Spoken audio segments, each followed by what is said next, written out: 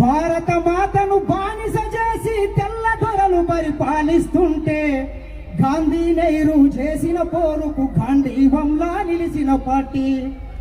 ఎందరెందరో మహావీరులు నెత్తురు చిందగ పోరులు చేస్తే వారి ప్రాణత్యాగాల ఫలితమే వెలసినది మన కాంగ్రెస్ పార్టీ.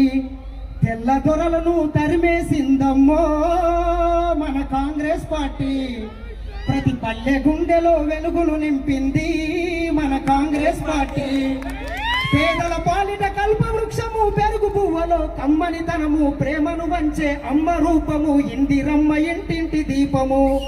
కూడు గూడు కల్పించింది, తోడు నీడ తానే అయింది. గుండె పగిలిన పేద రైతును గుడి దేవతలా ఓదార్చింది. జాతి కొరకు ప్రాణాలర్పించింది మన ఇందిరాగాంధీ. అమ్మ పాలన అంతటి వైభోగం మళ్ళెప్పుడొస్తుందో. దేశమంతా నా ఇల్లు అన్నాడు, దేశ ప్రజలు నా కళ్ళు అన్నాడు. ఆకలి కేకలు విన్న వెంటనే అందరి నక్కున చేర్చుకున్నాడు. తల్లి ఇందిరా అడుగు జాడలో నడిసిన నవయుగ నాయకుడమ్మ. అమ్మ ఆశయం నెరవేర్చుటలో రాజీ పడని రాజీవ్ గాంధీ. ఏ పాపమెరుగని పసిబాలుడు తల్లి మన రాజీవ్ గాంధీ.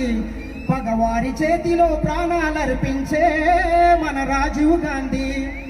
దేశం కోసం కుటుంబమంతా ప్రాణాలు దిరి దూరం అయితే అదరక బెదరక అందరి కోసం, మనందరి కోసం ముందుకు వచ్చిన సోనియా గాంధీ.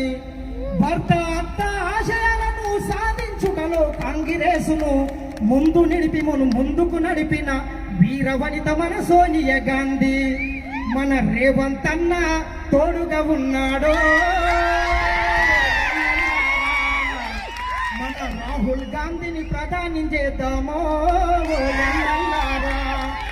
వందేళ్ల చరిత గల్లదమ్మో మన కాంగ్రెస్ పార్టీ. త్యాగాల ఘనత ఉన్నదమ్మో మన కాంగ్రెస్ పార్టీ. ఇది కాంగ్రెస్ పార్టీ చరిత్ర అయితే మరి మోడీ పరిస్థితి ఎట్లుందంటే, ఈయన గారి పరిపాలన ఏం గానేటట్లా లేదు. ఏం